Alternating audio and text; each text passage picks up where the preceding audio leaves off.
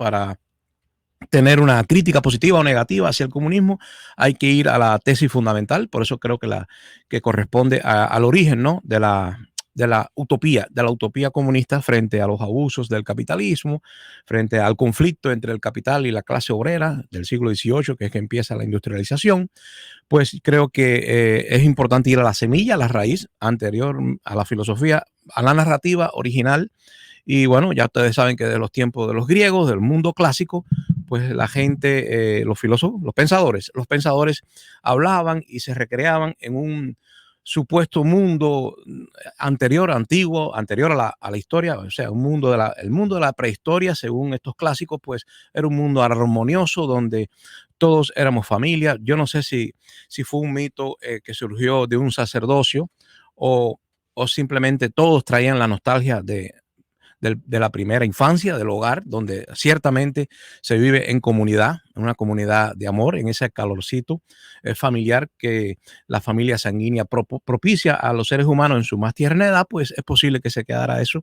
Y la verdad es que del tiempo clásico se hablaba de ese mundo anterior a la historia, donde los hombres vivían compartiendo lo todo, incluso compartiendo los medios de producción, compartiéndolo todo. Vivían en comunidad amorosa. De ahí viene la tesis de Carlos Marx de que en esa comunidad primitiva, pues no había luchas de clase, no había explotación, nadie abusaba de nadie porque todo era común y no puedes abusar de tu hermano. No es posible abusar de tu hermano porque no hay un conflicto de intereses. Esa es la tesis fundamental del comunismo, la comunidad primitiva. Yo les traigo un nombre que es bastante importante ya en la modernidad. Vamos a dar un salto vamos a dejar todos los utópicos, todos los soñadores y todas las fantasías sobre esa comunidad perdida que yo pienso que se parece bastante al Edén, al jardín perdido del Edén. Y de hecho, cada vez que alguien viene con una revolución a proponerte que le des todo el poder para desde el Estado establecer la justicia, o mejor dicho, restaurar la justicia perdida por la corrupción del hombre o de la sociedad, cada vez que viene un revolucionario y te dice, cuando él te dice, vamos a cambiar, restaurar, restaurar el jardín del Edén. Todo revolucionario viene y te dice, venimos a restaurar a través de esta revolución radical, sangrienta, lo que sea, venimos a restablecer un orden original. Siempre que un revolucionario viene en la Revolución Francesa, los pronunciamientos de los revolucionarios eran, pues, vamos a retornar a una pureza que se perdió por la corrupción de la monarquía degenerada, ¿no?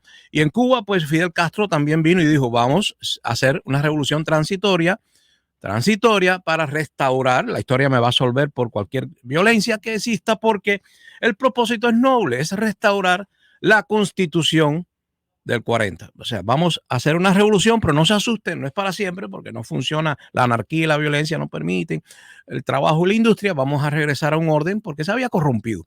Toda revolución es restauración. Eso si no, pues podemos discutirlo. Pero yo voy a hablarle brevemente de Vere, creo que se dice así, Vere Gordon Childe.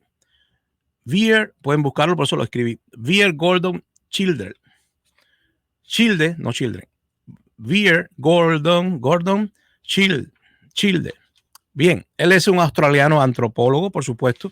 Habló de la comunidad primitiva, antropología, prehistoria, paleolítico, para entendernos, paleolítico, es la época anterior al neolítico. Todavía la gente ni se organiza en la pesca, ni se organiza en la agricultura. Ese es el mundo del paleolítico, donde se supone, aunque ningún antropólogo moderno lo acepta, de que hubiese por aquí y por allá matriarcado. Lógico, porque si hay patriarcado, el macho no quiere compartir su hembra y por el problema de que no quiere trabajar en balde para una esposa y una descendencia que no sea suya, por lo tanto puede surgir el egoísmo de la propiedad privada. Así que los antropólogos imaginan y tratan de introducir sin muchas pruebas la tesis de que había un matriarcado generalizado, pero estos son los antropólogos rebeldes, porque todavía la antropología oficial, la más respetable, dice que no se puede hablar de un matriarcado jamás, de un sistema matriarcado en el neolítico, no. Lo que pasa es que en el neolítico, como no hay propiedad, porque supuestamente todos comparten, pues es una especie de comunismo, pero primitivo. Comunismo sin educación, sin ejército, comunismo sin dirigencia política, sin partido, obviamente. Y Weir Gordon Childe es importante porque él es un antropólogo, filólogo también, por cierto, que él estudió en Inglaterra, pero él realmente nació en Australia. Él es australiano, se mueve a Inglaterra, a la universidad y hizo 36 libros, 36 libros, no es poca cosa, sobre el tema de la época del Neolítico. Y él nos dice, nos asegura, hasta el año 56, nos asegura que la comunidad primitiva era un mejor ambiente social que cuando viene la propiedad privada, cuando empiezan a especializarse las labores en el neolítico. Él dice que en el paleolítico vivíamos mejor, o sea, en el pasado. Básicamente es una visión un poco reaccionaria. No te está diciendo el futuro será luminoso, te está diciendo el pasado fue luminoso, dice la antropología, que refuerza la idea marxista. Este señor, Weir Gordon Childe, visitó varias veces la Unión Soviética y no disimuló su simpatía con el régimen comunista que estableció pues Stalin y que luego continuó Khrushchev. Lo que pasa es que en el año 56, ya termino, en el año 1956, Weir Gordon Childe se desencanta del comunismo soviético por la sencilla razón de que en Hungría, ustedes saben, en Hungría, eso fue en el 56, al otro año él se suicidó. Gordon se suicidó un año después de que se desencantó. Cualquiera pudiera decir que se suicidó porque se deprimió al ver la violencia con que los soviéticos reprimieron la revolución de Hungría.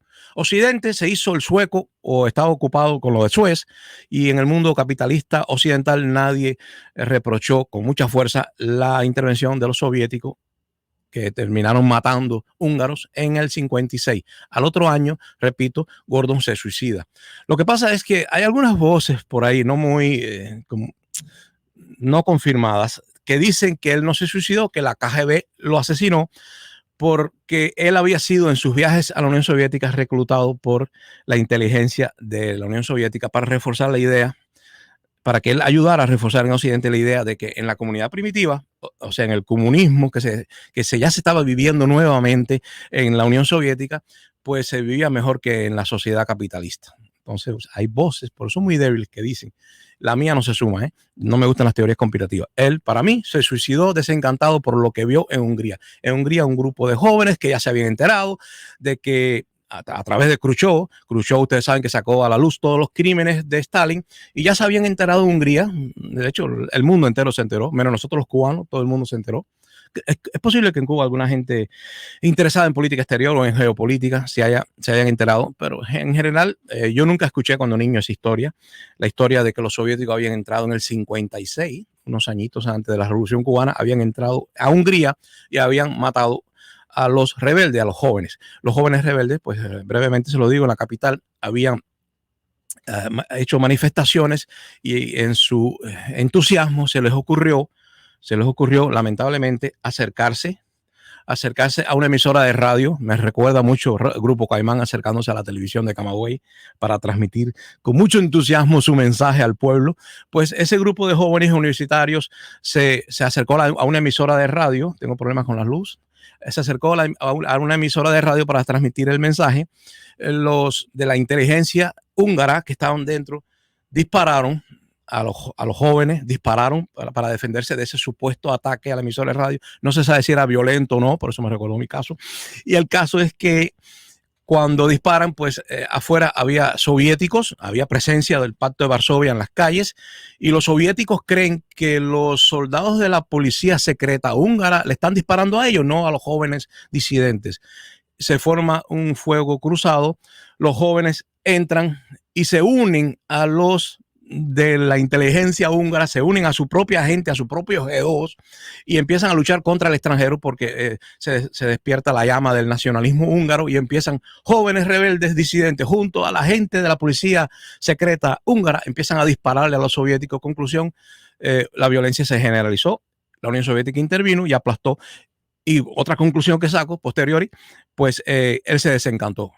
Gordon se desencantó y al año se suicidó. Gordon afirmaba, repito, de que la comunidad primitiva, y eso se les reforzó más en sus viajecitos de placer a la Unión Soviética, la comunidad primitiva era el comunismo tal y como lo había visto sin pruebas. O sea, Gordon le trae a Occidente las pruebas antropológicas que sí existió, pero estamos hablando de la prehistoria. En mi opinión, cada vez que cualquier grupo humano entra en miseria, pues vuelve a vivir en la comunidad primitiva. En Cuba, si las cosas no se arreglan, pronto habrá ollas colectivas y pronto habrá trueque y pronto va a desaparecer el dinero porque no es útil, porque estorba y muy pronto entonces tendremos una comunidad primitiva en Cuba si se sigue degradando la economía del intercambio y la producción. Así que yo pienso que en cualquier momento en que hay crisis, pues regresa ese comunismo de guerra, de emergencia. Para sobrevivir los hombres dejan la feria, dejan el mercado y comparten lo poco que tienen. De hecho, hasta Hitler fue miembro de un soviet, así se le llamaba a las comunas, donde se compartía todo, algo así como comunidades hippies.